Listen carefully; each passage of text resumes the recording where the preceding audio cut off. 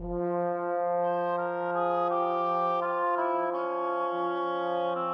was late.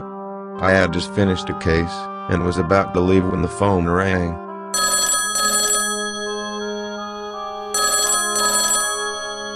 An anonymous tip-off on the murder of Leonora Johnson.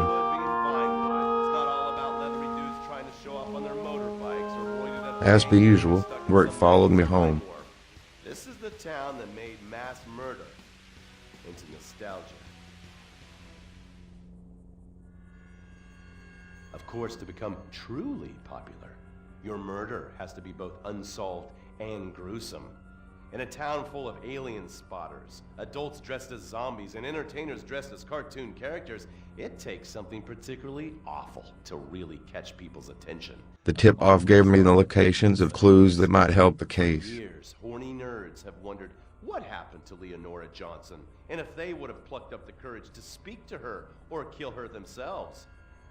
It's inspired filmmakers, writers, and copycat killers.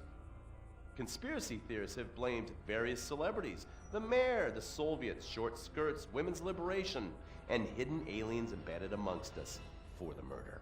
First off was the Gentry Manor Hotel in Vinewood. Apparently, someone had information, but was too scared to talk. I've been here 100 times during the investigation. We found nothing. This clue was planted recently.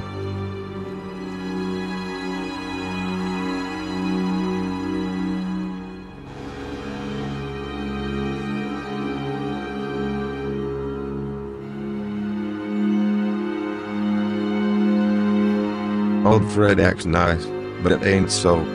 Fred Quincy, the founder of Fred's Pictures film studio, he was one of the main suspects in the case.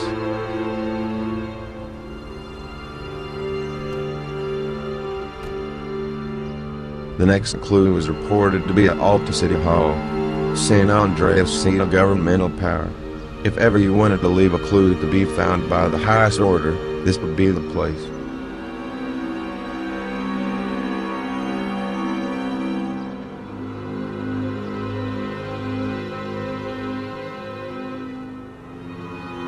Fred makes cartoons for kids.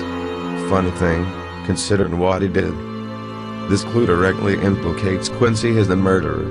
Was he the man behind Leonora's death?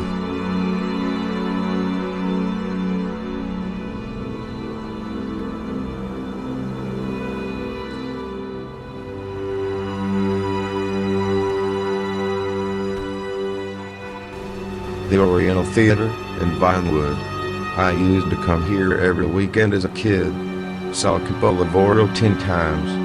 Saw it again recently, and I was not impressed. Ain't no mystery. They drowned her because of what she knew.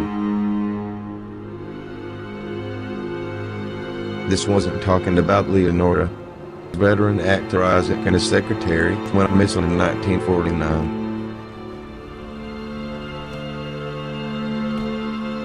Galileo Observatory, a place of astronomical science, aristocrats and school field trips. Abe Schwartzman came here a lot in his day.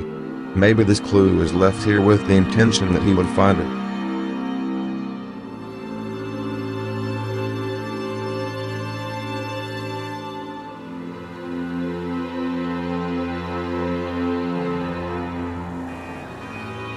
The Great Chaparral Mine.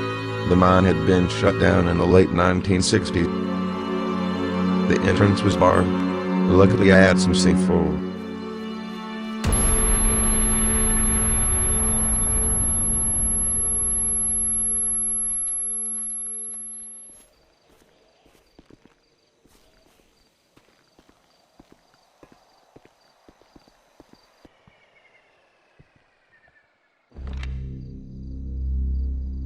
The air was thick and stifling. I was hot and struggled to breathe, but I knew I had to press on.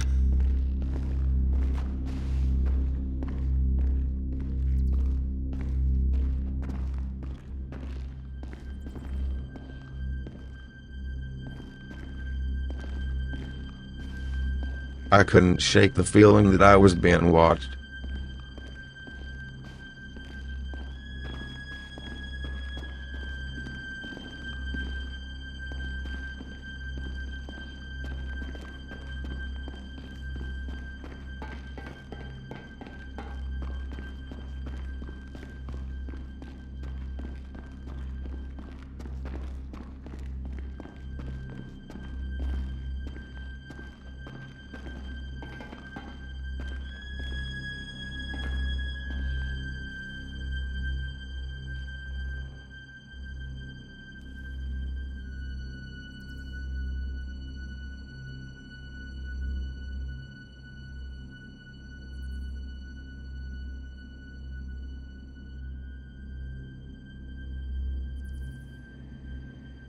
The body of Isaac, well preserved.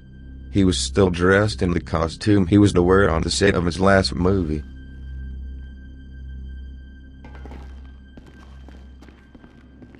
The next location was off the coast west of Fort Zancudo. I needed diving gear for that, so I went to the sonar collection dock.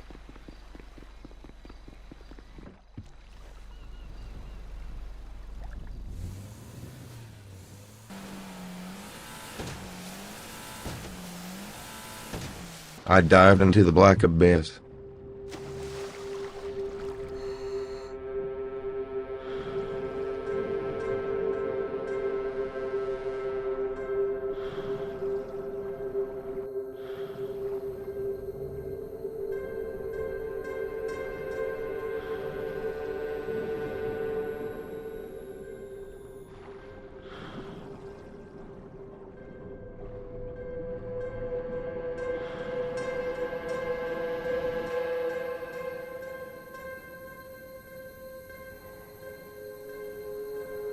The cold crept in. Chills ran up my spine as I saw the horror that had been hidden in these murky depths. The secretary.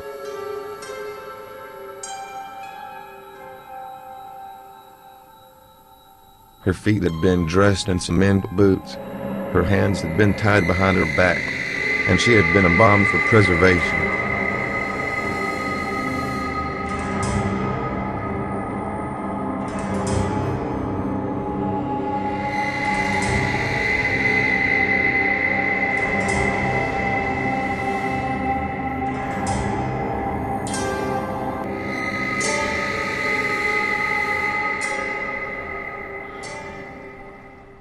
The last place she and Isaac had been seen was the Richards Majestic.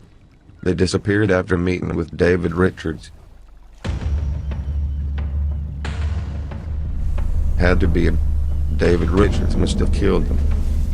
David Richards passed away in 2012, but at least I could find some solace for the families of the deceased. I snooped around his office to see if I could find anything that would link him to the murders.